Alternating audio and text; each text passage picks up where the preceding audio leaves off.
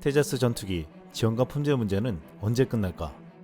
인도의 테자스가 지난 7월 2일 인도 매체들의 헤드라인을 장식했습니다. 인도 힌두스탄 항공의 임원들이 7월 말까지 인도 공군에게 인도될 테자스 전투기가 당초 세대라고 했지만 한 대밖에 되지 않을 것이라고 말했다는 것입니다. 2021년 2월에 체결된 계약에는 2024년 2월까지 테자스 MK1A 세대의 기체가 인도된다고 했지만 이를 지키지 못하고 올해 3월 다시 2024년 중반에 인도된다고 했습니다. 하지만 현재 HAL은 두 번의 마감일 연장을 발표하고 첫 번째 연장된 인도조차 하지 못할 것이라고 말한 것입니다. 인도에서는 이를 두고 지연의 역사라고 조롱 섞인 한탄을 하고 있습니다.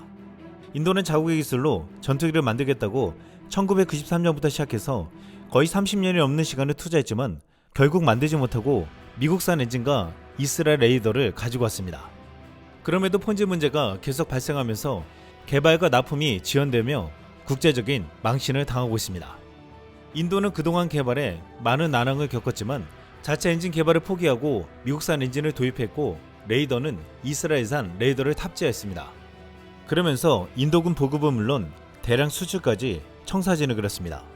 이렇게 해서 연간 18대를 생산하고 세계 제조 라인에서 연간 24대 항공기를 생산하겠다는 포부를 밝혔습니다. 인도가 예정한 대로 테자스 MK1의 개량형 MK1A 생산이 지연되는 이유는 미국의 본사를 둔 제너럴 일렉트릭이 만든 F404 엔진의 인도 문제 때문이라고 했습니다. 제너럴 일렉트릭은 우크라이나 전쟁으로 인해 최근 주문이 밀리면서 인도가 요청한 F404 엔진의 생산이 지연되고 있는 것으로 알려졌습니다. 인도에서는 왜 진작에 한국처럼 미국산 엔진을 빨리 도입해서 개발하고 자체 엔진 개발은 이후에 하는 플랜을 짜지 않았냐고 한탄하고 있습니다. 지난 4월 하나 에어로스페이스는 45년 만에 엔진 1만 대 생산을 달성했다고 알렸습니다. 하나는 창원 공장에서 10,000번째 엔진인 TA-50 훈련기에 F404 엔진을 생산하면서 항공 엔진 1만 대 출하식을 열었다고 밝혔습니다. 한국은 그동안 수많은 노하우와 기술을 얻어냈고 많은 부분을 국산에 성공시켰습니다. 반면 인도는 자국산 엔진을 개발한다고 버티다가 30년이란 시간을 버리고 이제서야 미국산 엔진을 도입해 테자스를 생산하려 하지만 제때 공급이 되지 않아 연이어 지연되고 있습니다. 한국은 FA50을 폴란드, 말레이시아 등과 수출 계약을 맺으면서 하나에서 라이서스 생산으로 만드는 F404 엔진으로 지연 없이 빠르게 공급하고 있습니다. 얼마 전 한국 FA50 18대를 주문한 말레이시아는 당초 인도 테자스를 선택했다고 했는데 FA50으로 선택을 바꾸지 않았다면 품질도 문제겠지만 언제 인도받을지 모르는 아찔한 상황이 벌어질 뻔했습니다. 말레이시아는 다른 한국산 무기까지 고려하면서 한국에 대한 높은 신뢰도를 보이고 있습니다. 인도는 아르헨티나와 이집트도 테자스에 관심을 보인다고 했지만 아르헨티나는 초음속 전투기 도입 계획을 취소했고 이집트는 테자스가 아닌 FA50을 유력하게 검토하고 있습니다. 그런데 얼마 전 현대로템의 장갑차 베코를 계약했던 남미의 페루가 FA50 도입 소식과 함께 놀라운 소식이 전해졌습니다. 페루 현지 언론 프라카는 2일 페루 공군은 FA50 총 20대에서 24대를 도입할 예정이며 이 중 일부는 한국 KT-1 훈련기 도입 사례처럼 페루 현지에서 조립 생산하는 방안을 적극 검토 중이라고 했습니다. 그러면서 현지 조립 시 기술 이전 효과는 물론 페루 항공 산업 발전에도 기여할 수 있을 것으로 기대된다고 했습니다. 빠르면 이달 중 구매 의향서를 체결하고 연말까지 약 7억 8천만 달러, 한화로 약 1조 원 규모의 본계약을 마무리할 것으로 알려졌습니다. 페루 공군은 FA50 외에도 브라질 엠브라에르의 슈퍼 투카노, 이탈리아 레오나르도의 M346, 미국 텍스트론의 스콜피온 등 다양한 기종을 검토했지만 성능과 가격 경쟁력, 현지 산업 참여 가능성 등을 종합적으로 고려해 FA50을 최종 후보로 낙점한 것으로 전해졌습니다. 그런데 여기서 중요한 소식이 전해졌습니다. 한국 정부가 페루에 FA50 도입과 함께 차세대 전투기 KF-21 공동개발 사업 참여도 제안했다는 것입니다. 그런데 이 시점이 인도네시아를 배제한다는 말이 나온 직후라 절묘하다고 했습니다.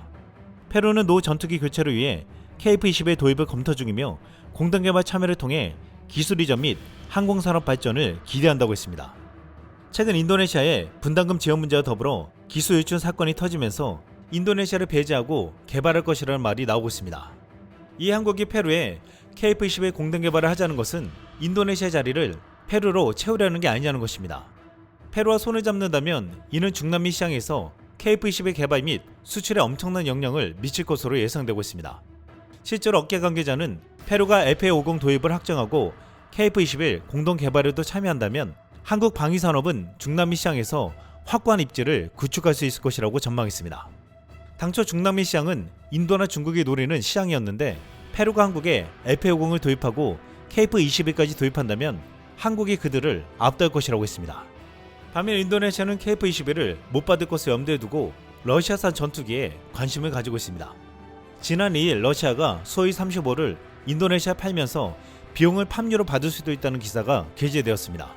수호이 35는 F-16보다 우위로 평가되는 전투기인데 KF-21을 대체하려면 5세대 스텔스기 수호이 57을 도입해야 한다고 말하고 있습니다. 하지만 인디 매체 조나 자카르타는 지난달 30일 KF-21 보람의 전망이 여러가지 이유로 수호이 57보다 인도네시아에서 훨씬 더 유망하다라는 제목으로 보도했습니다.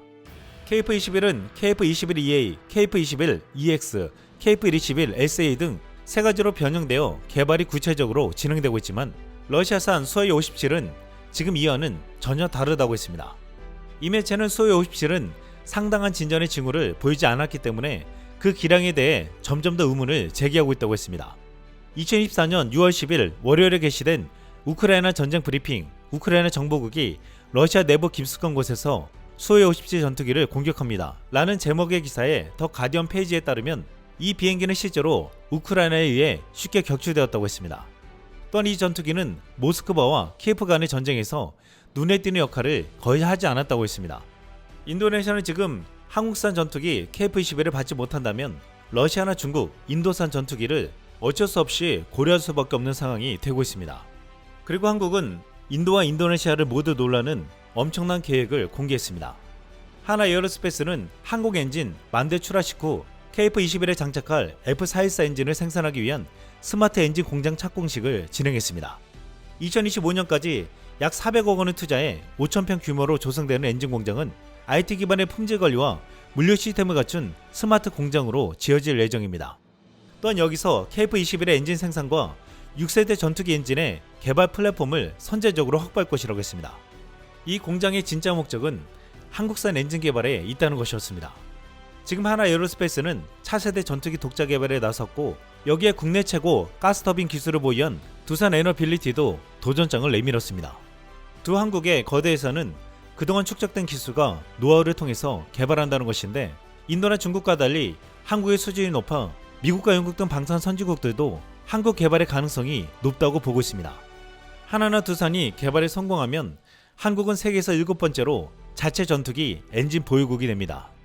1일 방위산업계에 따르면 하나와 두산은 최근 국방과학 연구소가 발주한 첨단 엔진 개발 관련 개념 설계 프로젝트에 공동으로 참여해 지난달 검증을 마쳤다고 했습니다. 방위사업청은 향후 10년간 최소 3조 원을 투입해 추력 15,000파운드급 엔진을 개발하기로 했습니다. 업계 관계자는 국산 전투기 엔진 개발을 두고 그 의미에 대해 이렇게 말했습니다. 엔진 기술 확보는 한국 방위산업 포트폴리오가 전차, 미사일, 잠수함에 이어 전투기로 확대된다는 것을 의미한다.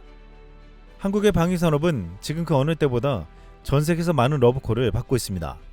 미국조차 당장 중국의 위협으로 인해 한국의 힘을 빌리려고 하고 있는데 얼마 전 캐나다가 단독으로 보도한 기사 내용이 다시금 화제가 되고 있습니다.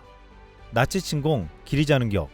캐나다는 한국 전쟁 당시 중국의 역할을 찬양하는 것은 마치 독일 나치가 폴란드를 침공한 것을 기리는 것과 똑같은 말이라며 중국의 역사 왜곡에 세계의 불신 그리고 분노가 커져간다고 전했습니다. 중국은 이전 BTS가 인터뷰를 통해 한국 전쟁 당시 한미가 함께 겪었던 고난의 역사와 많은 희생을 기억한다는 말에 중국인들은 국가 존엄을 무시했다며 펜타이테, 역사 공부를 다시 해라 등 욕설을 쏟아내기도 했습니다. 중국은 어렸을 때부터 한국 전쟁에 대한 잘못된 역사 교육을 받고 있기에 이런 행동을 보이는 것입니다. 하지만 작년부터 올해까지 한국 전쟁과 한국에 대한 기사가 전 세계 언론 매체에 많이 보도되면서 중국은 거의 왕따가 되고 있습니다. 중국의 이런 무식한 행동에 한국의 역사를 알려온 한 국내 기업이 직접 나서서 해외에 진실될 역사를 알리기 시작했습니다. 한국 기업 인프레시는 얼마 전 중국인이 자사 홈페이지에 등장해 역사 왜곡을 시전하자 중국 14억 인구가 한국에 와도 역사는 바뀌지 않을 것이라고 말했습니다. 그리고 16개국 각국에 6.25 한국 전쟁에 대한 내용과 더불어 6.25 참전 용사 모두에게 의료 지원을 하겠다며 해외 광고를 통해 알렸습니다. 인프레신 한국전쟁의 진심인 기업으로 에티오피아, 필리핀 현지에 가서 가난한 참전 용사들에게 가장 필요한 물품을 전달해주고 건강까지 회복시켜 주었습니다. 모든 후원을 기업명이 아닌 기업에 동참해준 한국인들의 이름으로 진행하며 해외 신문 한 면을 한국인에 대한 내용으로 장식하게 만들기도 했습니다. 또한 해외 국내 참전 용사들에게 식사 제공, 콜택시 지원, 선불카드 지원 등 매번 놀라운 행보를 보여주었습니다. 국가를 대신해 참전 용사 후원에 앞장서고 적자 속 어려움 헤쳐나가면서 지치지 않는 기업으로 극찬받았고 도움을 받은 참전 용사들은 눈물을 흘렸습니다. 그리고 현재 많은 한국인들이 이 기업의 후원 상품을 통해 참전 용사 후원에 동참하고 있습니다. 해당 볼캡은 12만 1879, 여전히 가족의 품으로 돌아오지 못한 국군 전사자 12만 1879명을 기리며 참전 용사들의 헌신과 용기의 감사를 전하고 있습니다. 또한 영원히 펄럭이는 태극기를 각인하며 그들의 희생과 노고를 기억하자며 알리고 있습니다. 이 태극기 볼캡은 수익금 일부가 6.25 참전 용사분들에게 후원되고 모든 건 기업명이 아닌 구매한 분들의 이름으로 참전 용사분들에게 전달되고 있습니다. 또한 구매자 중 2분을 선정하여 손흥민 선수를 볼 수 있는 토트넘 직관 티켓까지 증정한다고 하니 많은 참여를 부탁드립니다. 구매처는 고정 댓글에 남겨두었습니다. 여러분의 응원과 동참이 이 기업에게 많은 도움이 되지 않을까 싶습니다. 많은 동참을 부탁드립니다. 이상 쓸망이었습니다.